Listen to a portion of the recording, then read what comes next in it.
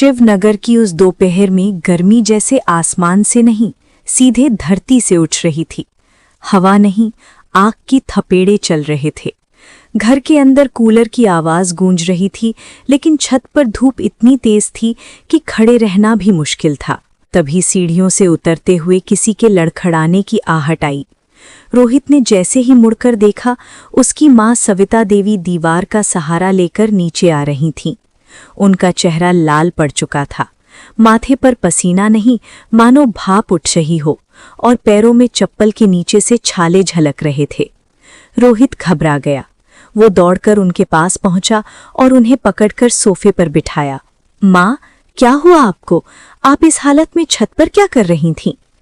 उसने उनके माथे पर हाथ रखा तो जैसे अंगार छू लिया हो। सविता देवी ने धीरे से कहा, बेटा, गेहूं धूप में डाला था, वही देख रही थी। उनकी आवाज में थकान से ज्यादा झिझक थी। रोहित का दिल कसक उठा। वो तुरंत रसोई में ठंडा पानी लेने गया। तभी कमरे से उसकी पत्नी निधि बाहर आई। उसके चेहरे पर चिंता कम और नाराजगी ज्यादा थी। उसने तिरछी नजर से सास को देखते हुए कहा, मैंने तो साफ कहा था, जब तक गेहूं पूरी तरह सूख ना जाए नीचे मत आना। 2 घंटे भी धूप में बैठ नहीं पाई और आ गई। अब अगर गेहूं में नमी रह गई तो फिर से धोना पड़ेगा। रोहित के कदम वहीं रुक गए। उसके हाथ में रखा पानी का गिलास कांप उठा। उसने गिलास मेज पर रखा और निधि की ओर मुड़कर बोला, तुम्हें जरा भी शर्म नहीं आई? इस हालत में मां को धूप में बैठा रखा। निधि तुरंत सफाई देने लगी। मैंने नहीं भेजा था, माँ जी खुद ही जिद करके गई थीं, मैं तो मना कर रही थी। उसने सविता देवी की तरफ देखा, मानो उनसे हाँ में सिर हिलाने की उम्मीद कर रही हो। सविता देवी चुप रहीं। उनकी चुप्पी में सच भी था और घर बचाने की कोशिश भी। असल में सुबह जब सविता देवी ने कहा था कि गेहूं पहले से धुला है, तो निधि ने दोबारा धुलवाकर धूप में सुखाने को कह दिया था। यहाँ तक कह दिया था कि ठीक से सूखा नहीं तो रोटी नहीं मिलेगी, फिर दाल भात से काम चलाइएगा। लेकिन सविता देवी ने बेटे के सामने एक शब्द नहीं कहा। उन्होंने धीरे से रोहित का हाथ पकड़ा और बोली, छोड़ बेटा, तू अभी दफ्तर से आया है, गुस्सा मत कर, बहू भी तो घर संभालती है। रोहित ने माँ के पैरों को ठंडे पानी में डुबोया। छालों को देखकर उसकी आंखें भर आईं। उसे लगा जैसे ये छाले पैरों पर नहीं, उसके दिल पर पड़े हों। वो सोचने लगा, क्या माँ सच में खुश हैं या बस उसके लिए सब सह रही हैं? उस तपती दोपहर में सिर्फ गेहूं ही नहीं सूख रहा था, बल्कि रिश्तों की नमी भी धीरे धीरे खत्म हो रही थी। रोहित के मन में पहली बार ये सवाल उठा कि कहीं उसकी चुप्पी ही तो माँ की तकलीफ का कारण नहीं बन रही। रोहित के मन में उठते सवाल उसे बरसों पीछे ले गए। वो बरसात का मौसम था। छोटा सा शहर शिवनगर बादलों से घिरा हुआ था। सड़कों पर पानी भर चुका था और जगह जगह कीचड़ जमा था। रोहित तब मुश्किल से 8 साल का था। वो अपने सगे माता पिता के साथ पास के पहाड़ी मंदिर से दर्शन करके लौट रहा था। शाम ढल चुकी थी, आसमान में बिजली चमक रही थी और तेज बारिश के कारण सड़क साफ दिखाई नहीं दे रही थी। उसके पिता गाड़ी सावधानी से चला रहे थे, लेकिन सामने से आती तेज रफ्तार ट्रक अचानक फिसल गई। ब्रेक लगाने की आवाज, लोगों की चीखें और एक जोरदार टक्कर, सब कुछ एक पल में खत्म हो गया। जब रोहित को होश आया तो वो अस्पताल के बिस्तर पर था। उसके सिर पर पट्टी बंधी थी और शरीर दर्द से कराह रहा था। उसने इधर उधर नजर दौड़ाई, लेकिन माँ बापा कहीं दिखाई नहीं दिए। तभी उसे पता चला कि उस भयानक सड़क दुर्घटना में उसके माता पिता इस दुनिया को छोड़ चुके हैं। वो सुन्न पड़ गया। उसके छोटे से दिल पर ऐसा आघात लगा जिसे समझने की उम्र भी नहीं थी। वो लगातार एक ही बात पूछ रहा था, मेरी माँ कहाँ है? पापा कब आएंगे? लेकिन हर बार जवाब में बस खामोशी मिली। उसी अस्पताल के दूसरे वार्ड में श्यामलाल जी और उनकी पत्नी सविता देवी भी भर्ती थीं। वे भी उसी सड़क से गुजर रहे थे और हादसे में हल्के घायल हो गए थे। सफर के दौरान दोनों परिवारों में बातचीत हुई थी, इसलिए वे एक दूसरे को पहचानते थे। जब सविता देवी को पता चला कि रोहित अब अकेला रह गया है, तो उनका कलेजा कांप उठा। उन्होंने बच्चे को अपने पास बुलवाया। रोहित डर से सहमा हुआ था, लेकिन सविता देवी ने उसे सीने से लगा लिया। उस स्पर्श में ऐसी ममता थी कि रोहित थोड़ी देर के लिए अपना दर्द भूल गया। श्यामलाल जी ने तुरंत रोहित के रिश्तेदारों को फोन करके हादसे की खबर दी। कुछ लोग अस्पताल पहुंचे भी, लेकिन उनके चेहरे पर दुख से ज्यादा असमंजस और स्वार्थ झलक रहा था। जब जिम्मेदारी की बात आई तो सब पीछे हट गए। किसी ने कहा, हमारे अपने बच्चे हैं, हम और बोझ नहीं उठा सकते। किसी ने सलाह दी, अनाथालय में छोड़ दीजिए, वही ठीक रहेगा। ये सुनकर सविता देवी की आंखों में आंसू भर आए। उन्होंने मन ही मन सोचा, क्या एक मासूम बच्चा भी बोझ हो सकता है? सालों से औलाद के लिए मंदिर मंदिर माथा टेकने वाली सविता देवी को लगा जैसे ईश्वर ने उनकी खाली गोद भरने का रास्ता भेज दिया हो।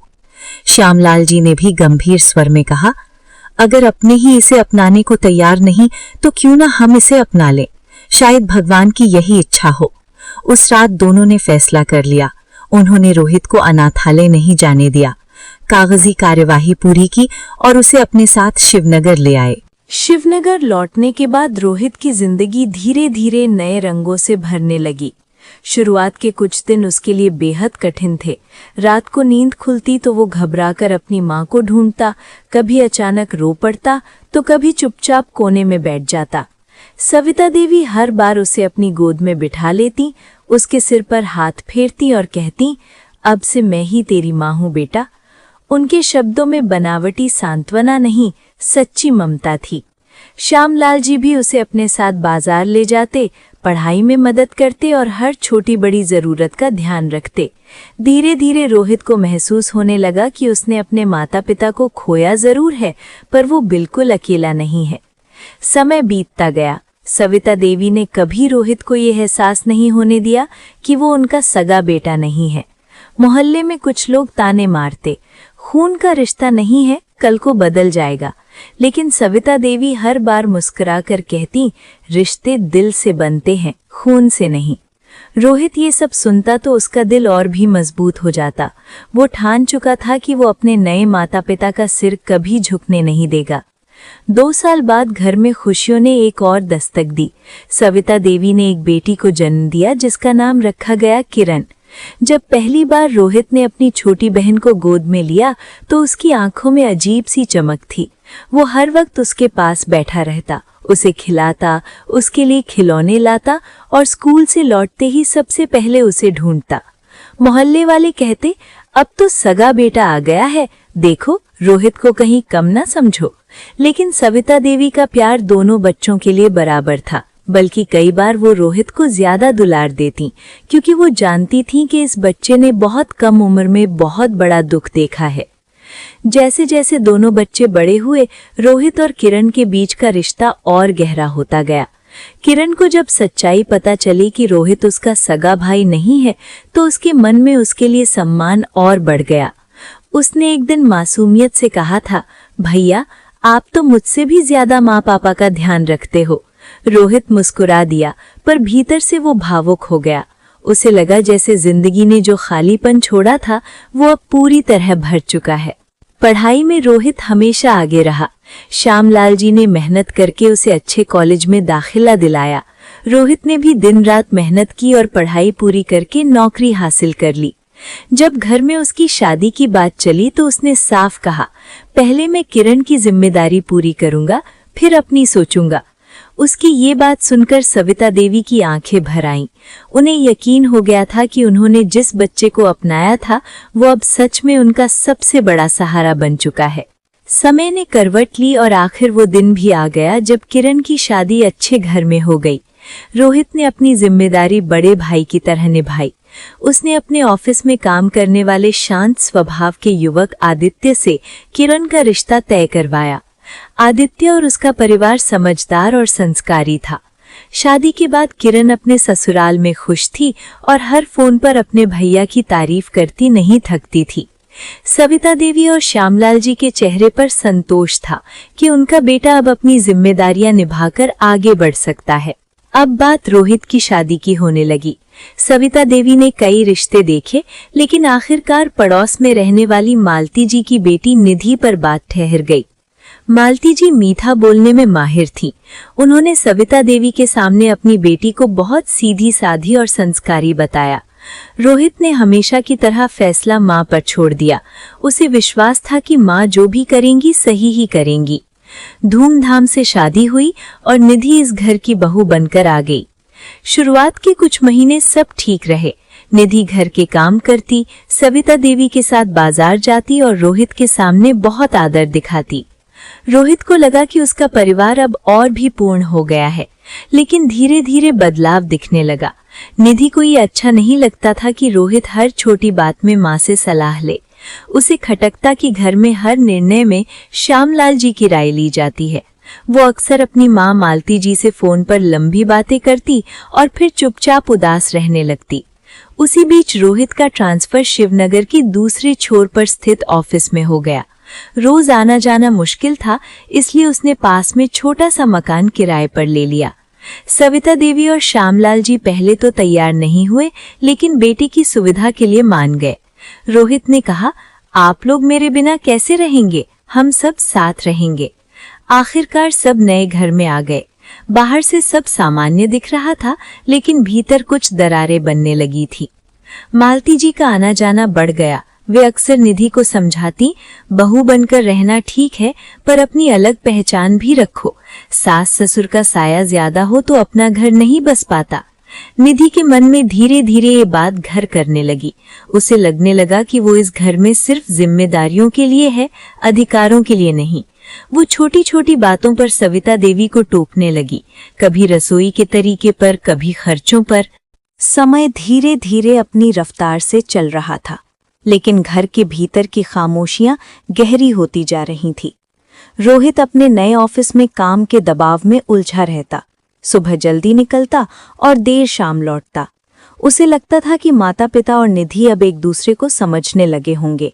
सविता देवी कभी फोन पर शिकायत नहीं करती, बल्कि हमेशा यही कहती, सब ठीक है बेटा, अपना ध्यान रखा कर। पर सच ये था कि श्यामलाल जी की तबीयत पिछले कुछ समय से बिगड़ रही थी। हल्का बुखार, कमजोरी और लगातार थकान ने उन्हें बिस्तर तक सीमित कर दिया था। डॉक्टर ने आराम और दवाइयों की सलाह दी थी, लेकिन उम्र और चिंता दोनों मिलकर असर दिखा रहे थे। श्यामलाल जी बार बार रोहित को याद करते, कई बार फोन उठाते, फिर सोचकर रख देते कि बेटा काम में व्यस्त होगा। सविता देवी भी चाहती थीं कि रोहित आए, पर निधि हर बार बात को हल्का करके टाल देती। एक शाम रोहित ने कहा, इस हफ्ते छुट्टी लेकर पिताजी से मिलने चलता हूँ। निधि तुरंत बोली, हर महीने भागकर जाने की क्या जरूरत है, बस बुखार ही तो है। दिवाली आने वाली है, तब सब साथ चलेंगे, बार बार पेट्रोल और खर्चा क्यों बढ़ाना। रोहित कुछ पल चुप रहा। उसे लगा शायद सच में वो जरूरत से ज्यादा चिंतित हो रहा है। उसने सोचा अगले हफ्ते जरूर जाएगा। लेकिन अगले ही दिन सविता देवी का फोन आया। उनकी आवाज में पहली बार शिकायत थी। रोहित, तेरे बाबूजी बहुत नाराज हैं, कह रहे हैं बेटा देखने तक नहीं आया, अगर समय नहीं है तो साफ कह दे। ये सुनकर रोहित का दिल धक से रह गया। उसने उसी शाम जाने का निश्चय किया। वो जल्दी जल्दी ऑफिस से निकला, मन में पछतावा और बेचैनी थी। रास्ते में बारिश शुरू हो गई। सड़क पर पानी जमा था। रोहित का ध्यान बार बार फोन की तरफ जा रहा था। तभी अचानक एक बाइक सामने आ गई। उसे बचाने के चक्कर में उसकी कार फिसल गई और डिवाइडर से टकरा गई। तेज झटका लगा और उसके पैर में भयानक दर्द उठा। लोगों ने उसे तुरंत अस्पताल पहुंचाया। जांच में पता चला कि उसका पैर फ्रैक्चर हो गया है और प्लास्टर चढ़ाना पड़ेगा। हादसे की खबर सबसे पहले सविता देवी को मिली, क्योंकि आखिरी कॉल उन्हीं का था। वे और श्यामलाल जी घबराए हुए अस्पताल पहुंचे। जब रोहित ने आंखें खोलीं तो सामने अपने पिता को कमजोर हालत में खड़े देखा। श्यामलाल जी ने कांपते हाथों से उसके सिर पर हाथ रखा और कहा, चिंता मत कर बेटा, सब ठीक हो जाएगा, मैं हूं ना। उनकी आवाज में बीमारी की थकान थी, पर बेटे के लिए हिम्मत भी। सविता देवी की आंखों से आंसू रुक नहीं रहे थे, लेकिन वे खुद को संभाले हुए थीं। उन्होंने डॉक्टर से हर बात विस्तार से पूछी और बेटे के पास बैठ गईं। उधर निधि भी अस्पताल में थी, पर उसके चेहरे पर घबराहट से ज्यादा असहजता थी। मालती जी भी आईं और धीरे से निधि के कान में बोली, अब देखना, ये लोग यहीं रहेंगे। कितना मुश्किल से दूरी बनी थी। निधि चुप रही, पर उसके मन में फिर वही स्वार्थ का बीज अंकुरित होने लगा। कुछ दिनों बाद रोहित को घर ले जाया गया। डॉक्टर ने 1 महीने के आराम की सलाह दी थी। रोहित के पैर में प्लास्टर चढ़ा हुआ था।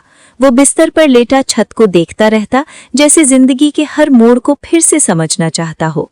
सविता देवी सुबह से रात तक उसकी सेवा में लगी रहती। दवाइयां समय पर देना, हल्का खाना बनाना, पैर के नीचे तकिया ठीक करना, वो हर छोटी बात का ध्यान रखती। श्यामलाल जी खुद बीमार होने के बावजूद बेटे के पास बैठते और उसे हिम्मत देते। रोहित के मन में एक ही बात घूम रही थी, जब इन्हें मेरी जरूरत थी तब मैं नहीं पहुंच सका। एक शाम कमरे में सिर्फ रोहित और निधि थे, बाहर सविता देवी रसोई में थी। रोहित ने धीमी आवाज में कहा, निधि, अगर उस दिन मैं पिताजी के पास चला जाता तो शायद ये हादसा ना होता। मुझे उनकी बात मान लेनी चाहिए थी। निधि कुछ पल चुप रही, फिर बोली, आप हर बात का दोष खुद को मत दीजिए। वैसे भी वो आपके सगे माता पिता तो है नहीं। रोहित को लगा जैसे किसी ने उसके सीने में तीर चुभो दिया हो। उसने हैरानी से निधि की ओर देखा। तुम ये क्या कह रही हो? निधि बोली, मुझे सब पता है। अस्पताल में जब आपका एक्सीडेंट हुआ था तब मांजी ने ही बताया था कि आपको उन्होंने गोद लिया था। सच छिपाने से क्या फायदा? आखिर खून का रिश्ता तो खून का ही होता है। कमरे में कुछ पल के लिए सन्नाटा छा गया। रोहित की आंखें नम हो गईं, लेकिन आवाज मजबूत थी। हाँ, उन्होंने मुझे गोद लिया था, पर जिस दिन मेरे अपने रिश्तेदारों ने मुझे ठुकरा दिया था, उसी दिन उन्होंने मुझे सीने से लगा लिया था। माँ वो नहीं होती जो जन्म दे, माँ वो होती है जो हर दर्द में साथ खड़ी रहे। उसकी आवाज में आक्रोश नहीं, गहरा विश्वास था। निधि ने बात पलटने की कोशिश की। मैं तो बस इतना कह रही हूँ कि आपको भी अपनी जिंदगी देखनी चाहिए। हर बात में उनके लिए खुद को क्यों झोंक देते हैं? रोहित ने सीधा जवाब दिया, क्योंकि आज जो मैं हूँ उनकी वजह से हूँ। अगर वो मुझे अनाथालय भेज देते तो शायद मेरी जिंदगी कुछ और होती। इतने में सविता देवी कमरे में आईं। उन्होंने दोनों को चुप देखकर पूछा, क्या हुआ बेटा? रोहित ने माँ का हाथ पकड़ लिया। उसकी आंखों से आंसू बह निकले। माँ, आपने मुझे क्यों अपनाया था? सविता देवी मुस्कुरा दी, क्योंकि भगवान ने मुझे तेरे रूप में औलाद दी थी। और क्या चाहिए था मुझे? निधि ये दृश्य देख रही थी। उसके मन में हल्की सी ग्लानि उठी, लेकिन वो पूरी तरह पिघली नहीं। मालती जी की बातें अब भी उसके मन में घूम रही थीं। अपने हक के लिए लड़ना सीखो, सास ससुर के लिए जिंदगी मत खपा देना। उस रात रोहित देर तक सो न सका। रोहित के एक्सीडेंट के बाद कुछ दिन तक घर का माहौल शांत रहा। सविता देवी पूरे मन से बेटे की सेवा में लगी रहीं और श्यामलाल जी अपनी कमजोरी भूलकर उसके पास बैठे रहते। रोहित का प्लास्टर अभी उतरा नहीं था, इसलिए वो घर पर ही रहता था। उसे पहली बार मौका मिला था कि वो घर के भीतर होने वाली छोटी छोटी बातों को ध्यान से देख सके।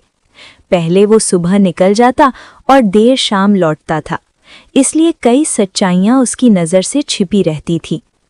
धीरे धीरे उसे एहसास होने लगा कि निधि का व्यवहार बदल रहा है। वो सामने तो मीठा बोलती, लेकिन पीछे से सविता देवी से हर छोटे काम में गलती निकालती। कभी कहती, मांजी नमक ज्यादा हो गया है, तो कभी खर्चों को लेकर ताना मार देती, इतना अनाज क्यों निकाल लिया? मालती जी का आना जाना अब और बढ़ गया था।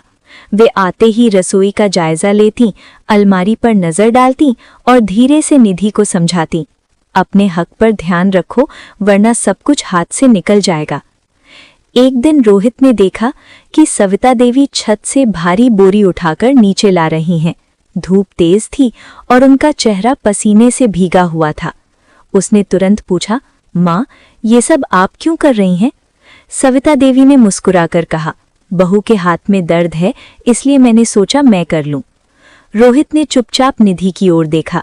वो कमरे में कूलर के सामने बैठी मोबाइल चला रही थी। उस पल रोहित के मन में एक चुभन सी हुई। शाम को उसने निधि से बात करने की कोशिश की। अगर माँ की तबीयत ठीक नहीं रहती तो उन्हें आराम करने दो, काम हम बांट लेंगे। निधि ने तुरंत जवाब दिया, तो क्या मैं नौकरानी हूँ? घर संभालना मेरी जिम्मेदारी है, पर हर बात में मुझे ही गलत मत ठहराइए। बात छोटी थी, पर आवाजों का स्वर ऊंचा हो गया। सविता देवी बीच में आ गई और बोली, रोहित, बहू को मत डांटो, घर की शांति बड़ी मुश्किल से बनती है। लेकिन शांति अब दिखावे की रह गई थी। मालती जी कभी कभी खुले शब्दों में कह देती, बेटे के घर में कितने दिन रहेंगे, अपनी दुनिया भी तो देखनी चाहिए। ये सुनकर रोहित का खून खौल उठता, पर वो बड़ों की इज्जत के कारण खुद को रोक लेता। उसे लगने लगा था कि ये सिर्फ मतभेद नहीं, बल्कि सोच का फर्क है। एक रात रोहित पानी लेने उठा तो उसने निधि और मालती जी को धीमी आवाज में बातें करते सुना। मालती जी कह रही थी, धीरे धीरे उन्हें एहसास दिलाओ कि अब अलग रहना ही ठीक है, ज्यादा सिल पर चढ़ाओगी तो कल सब तुम्हारे खिलाफ हो जाएगा। निधि चुप थी, पर उसकी खामोशी में सहमति छिपी थी। रोहित का दिल बैठ गया। उसे समझ आ गया कि ये दूरी अपने आप नहीं बढ़ रही, बल्कि बढ़ाई जा रही है। उसे पहली बार लगा कि अगर उसने समय रहते कदम नहीं उठाया तो उसका परिवार बिखर सकता है। वो जानता था कि सविता देवी और श्यामलाल जी कभी अपने लिए आवाज नहीं उठाएंगे। उन्हें बचाने की जिम्मेदारी उसी की है। अगले कुछ दिनों तक रोहित ने बिना कुछ कहे सब ध्यान से देखना शुरू किया। वो समझ चुका था कि बात सिर्फ छोटे छोटे मतभेदों की नहीं, बल्कि सोच और इरादों की है। सविता देवी पहले से ज्यादा चुप रहने लगी थी। श्यामलाल जी भी अखबार के पीछे अपनी चिंता छिपाने लगे थे। घर में हंसी कम और औपचारिक बातें ज्यादा हो गई थी। एक दोपहर की बात थी। रोहित अपने कमरे में आराम कर रहा था। बाहर से मालती जी की तेज आवाज सुनाई दी। वे सविता देवी से कह रही थीं, मीना, अरे सविता बहन, अब तो उम्र हो गई है, बेटे के घर कब तक बोझ बनकर रहोगी? अपना पुराना घर भी तो है, यहाँ रहोगी तो बच्चे खुलकर कैसे जी पाएंगे? शब्द मीठे थे, लेकिन ताना साफ था। रोहित का धैर्य टूट गया। वो लाठी के सहारे बाहर आया। उसने शांत लेकिन दृढ़ आवाज में कहा, मान जी, एक बात साफ कर दीजिए, मेरे माता पिता इस घर में बोझ नहीं है। ये घर जितना मेरा है उतना ही उनका भी है।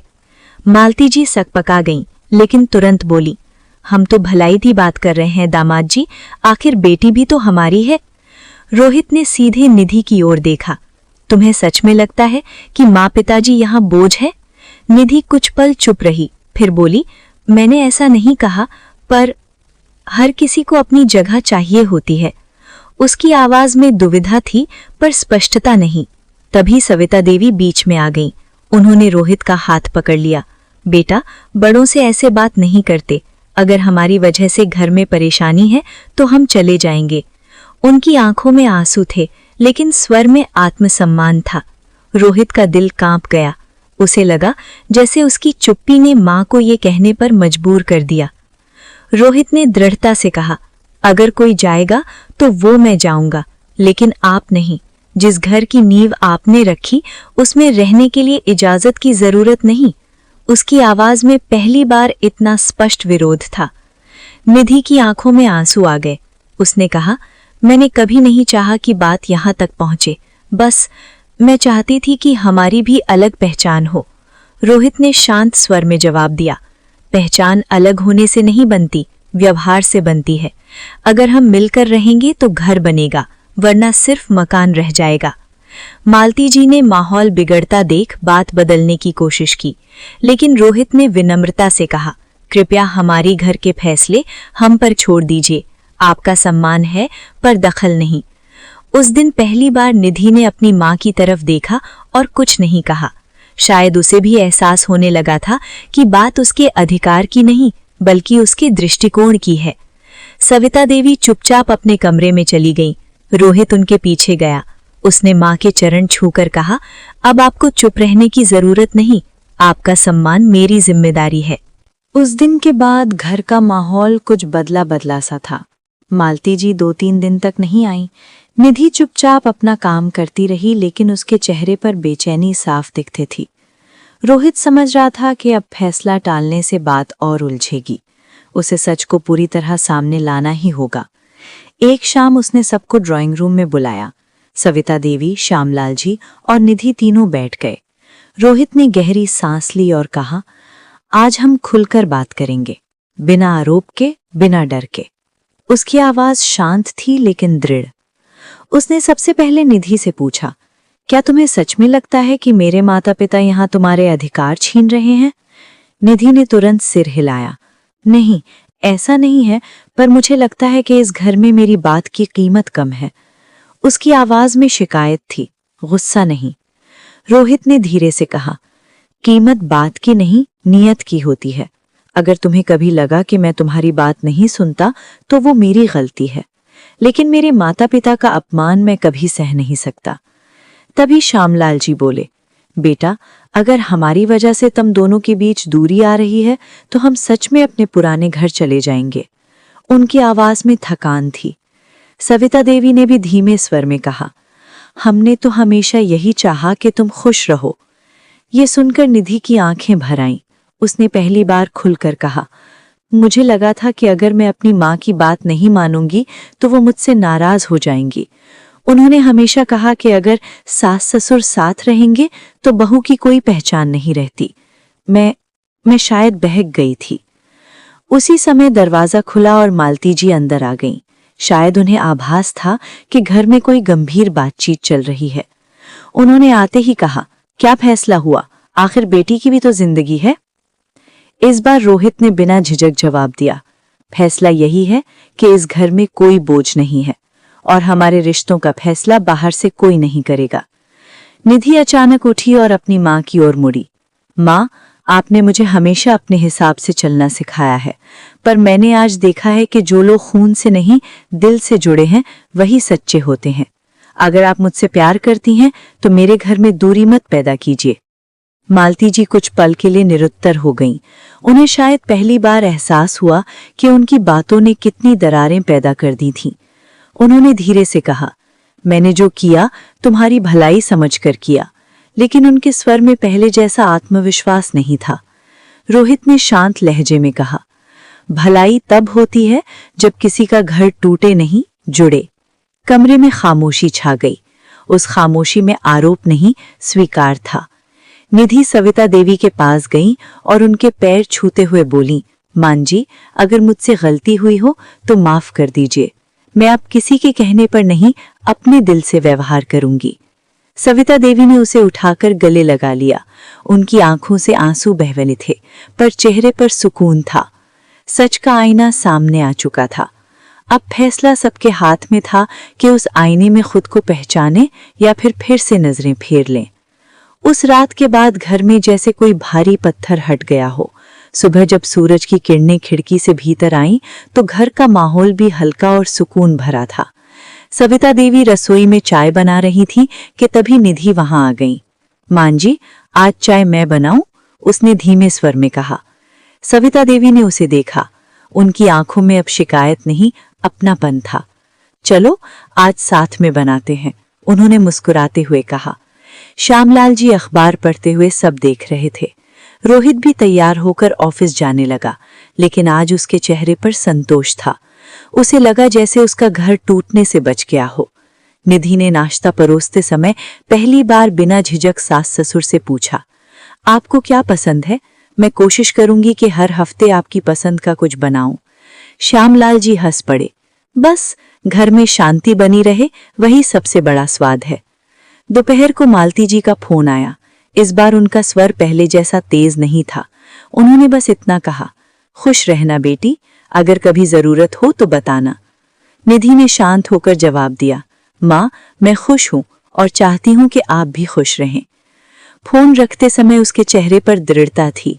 अब वो किसी के बहकावे में आने वाली नहीं थी। उसने तय कर लिया था कि वो अपने घर को समझदारी और सम्मान से संभालेगी। शाम को रोहित जल्दी घर आया। वो सबको लेकर पास के मंदिर गया। लौटते समय उसने निधि से कहा, रिश्ते बहुत नाजुक होते हैं, उन्हें संभालना पड़ता है, जीतना नहीं। निधि ने मुस्कुराकर कहा, और अब मैं उन्हें जीतने की नहीं, निभाने की कोशिश करूंगी। रात को जब सब साथ बैठकर खाना खा रहे थे तो घर में एक अजीब सी शांति थी, लेकिन ये खामोशी नहीं, सुकून था। सविता देवी ने मन ही मन सोचा, शायद यही असली परिवार होता है, जहां गलती हो सकती है पर सुधार भी होता है। नया सवेरा सिर्फ सूरज के उगने से नहीं आता, वो तब आता है जब दिलों में समझ और सम्मान की रोशनी जलती है। और उस घर में सचमुच एक नया सवेरा हो चुका था। दोस्तों, अगर आपको ये कहानी अच्छी लगी हो तो इसे लाइक करें। साथ ही ये भी बताएं कि आप कौन से शहर से हमारी कहानी को देख रहे हैं। और हमारे चैनल पूजा वार्ष्णेय पारिवारिक कहानियां को सब्सक्राइब जरूर करें, ताकि ऐसी ही सच्ची और प्रेरणादायक कहानियां आप तक पहुंचती रहे। कल फिर मिलते हैं किसी एक और नई कहानी में। तब तक के लिए जय श्री राधे।